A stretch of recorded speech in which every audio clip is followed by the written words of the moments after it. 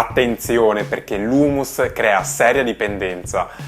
Allora, l'hummus è uno dei miei piatti preferiti ed è molto versatile, infatti oggi vi farò vedere 3 versioni differenti. L'hummus classico, l'hummus fatto con i fagioli cannellini e il rosmarino e l'hummus fatto con i fagioli rossi, tipo un pochino alla messicana e piccante.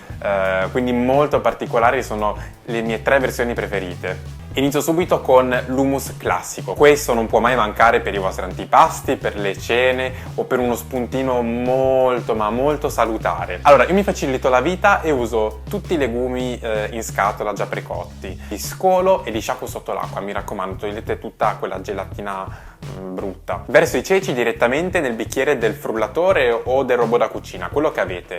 Aggiungo il succo di mezzo limone, un cucchiaino di cumino, uno spicchio di aglio, 2 cucchiai di tahini, quindi la pasta di sesamo, un cucchiaio di olio e inizio a frullare tutto.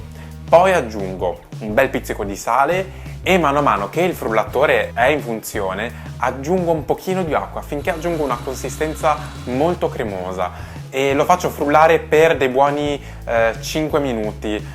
Lo so che può sembrare strano, ma questo me l'ha insegnato un mio amico marocchino e fa veramente la differenza. Lasciatelo frullare per bene, così anche l'aglio rilascia tutto il suo aroma. Passiamo alla versione con i fagioli cannellini e questa idea è arrivata da mia sorella.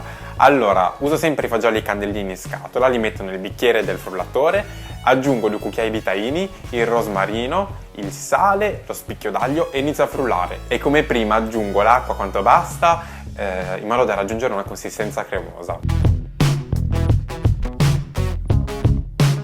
Infine la versione messicana dell'hummus fatta con i fagioli rossi, anche questi in scatola, li ho sciacquati, li metto nel bicchiere del frullatore, aggiungo il succo di mezzo lime, 2 cucchiai di tahini, 4-5 gocce di tabasco, poi se lo volete più piccante mettetene di più, meno piccante di meno, aggiungo anche la paprika, un pochino di olio, un bel pizzico di sale, inizio a frullare e poi l'acqua come prima e voilà!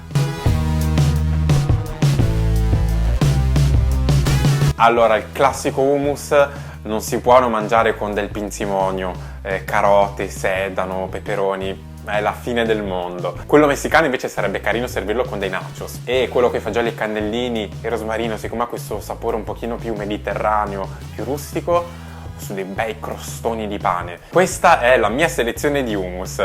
Grazie per aver guardato la ricetta, spero che vi sia piaciuta, lasciatemi tutto quello che volete scritto nei commenti, tutti gli ingredienti come al solito sono nell'info box e anche sul blog. Mi raccomando, iscrivetevi al canale e condividete il video con i vostri amici.